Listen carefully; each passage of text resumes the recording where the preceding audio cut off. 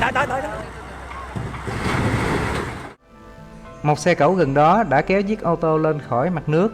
Lúc này trong xe có một người còn sống, 3 người đã tím tái, ngừng thở và được đưa đi cấp cứu ngay. Những pha đối đầu rất nguy hiểm khi giải cứu cầu Tân Nghĩa bị sập.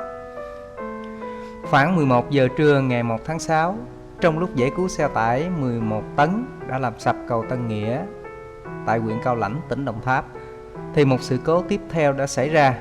Đó là một chiếc cần cẩu hàng chục tấn đã bị gãy đôi.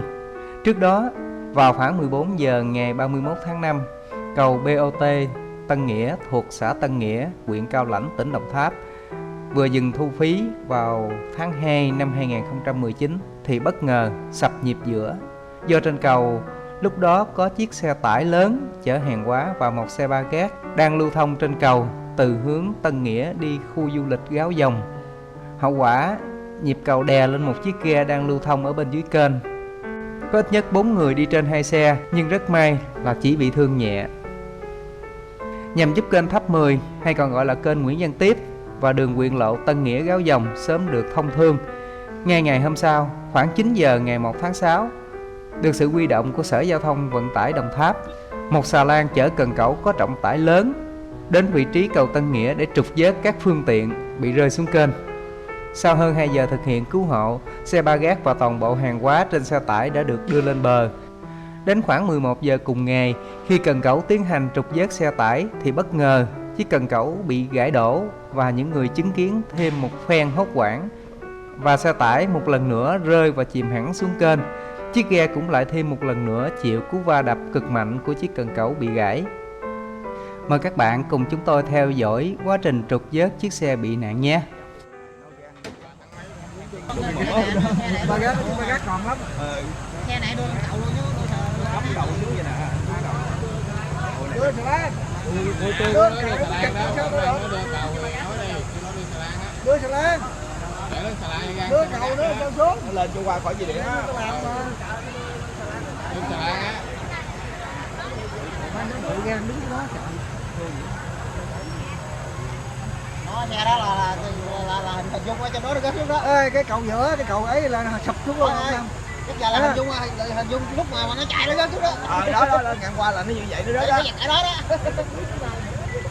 Cái đó mà nó gấp xuống đó mấy bà con ơi. Cái đó gấp xuống đó bà con.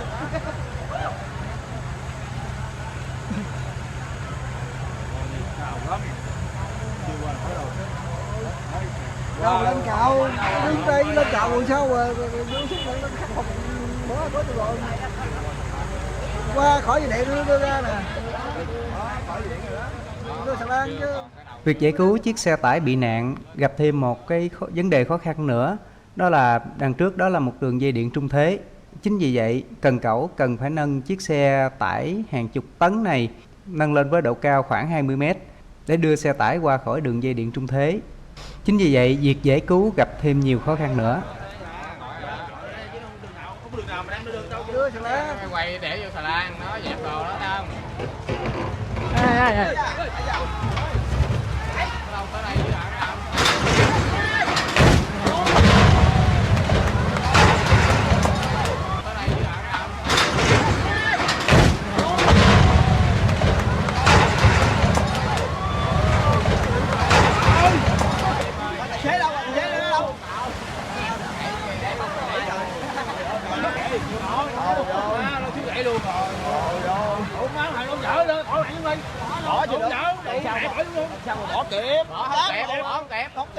Phải nói là một sự cố cực kỳ nguy hiểm các bạn ơi.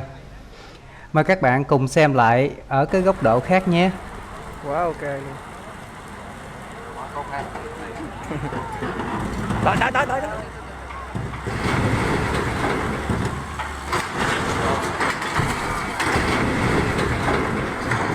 Phải bế tắc. Tai nạn khủng khiếp trên cầu Hàm Luông, 5 người thương vong. Theo thông tin ban đầu, khoảng 12 giờ 30 trưa ngày 27 tháng 6 năm 2019, một chiếc xe cẩu đang lưu thông trên cầu Hàm Luông hướng từ thành phố Bến Tre đi về huyện Mỏ Cày Bắc.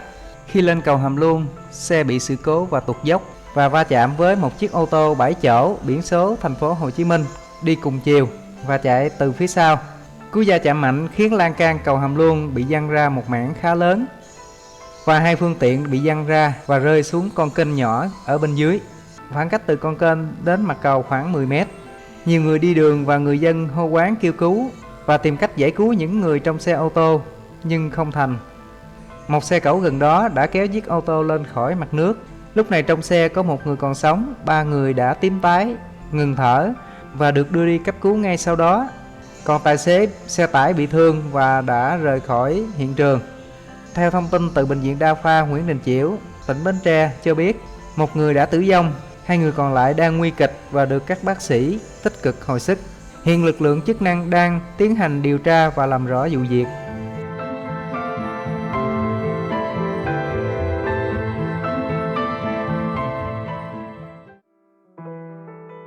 Thêm 2 người tử vong trong vụ tai nạn xe cẩu và ô tô rơi khỏi cầu Hàm Luông. Sáng ngày 28 tháng 6 năm 2019, thông tin từ Bệnh viện Đa khoa Nguyễn Đình Chiểu, tỉnh Bến Tre cho biết anh Nguyễn Ngọc Toàn, 24 tuổi và Đỗ Hoài Thiện, 37 tuổi, cùng quê ở quận 12, thành phố Hồ Chí Minh đã tử vong sau một đêm được tích cực cấp cứu. 2 nạn nhân không qua khỏi khi chuyển lên bệnh viện tuyến trên tại thành phố Hồ Chí Minh sáng nay.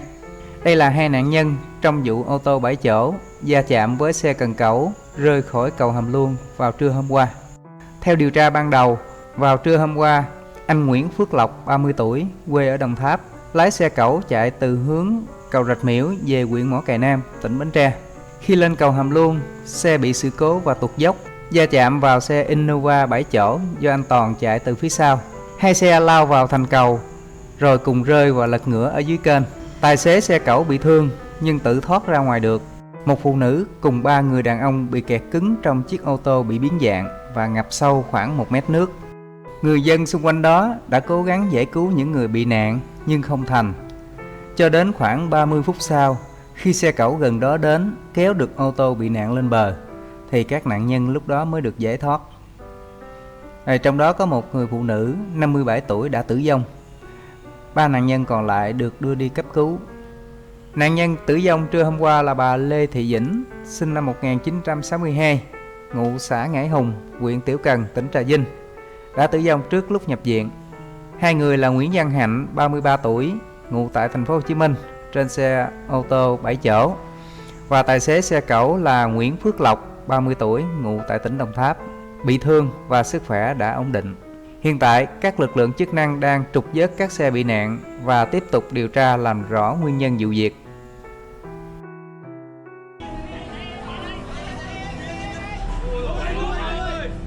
Mọi người á.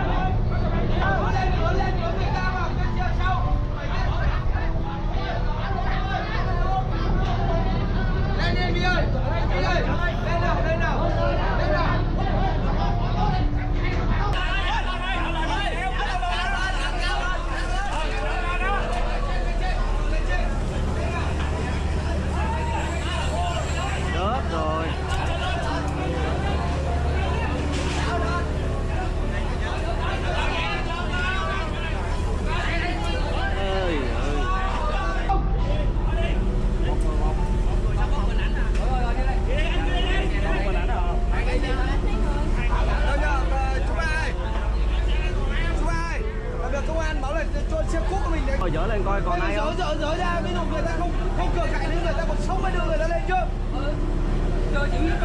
Bây giờ mới chờ cái gì? Bây giờ còn trong ấy thì còn máy luôn, người ta còn sống hay không để đưa ra chứ?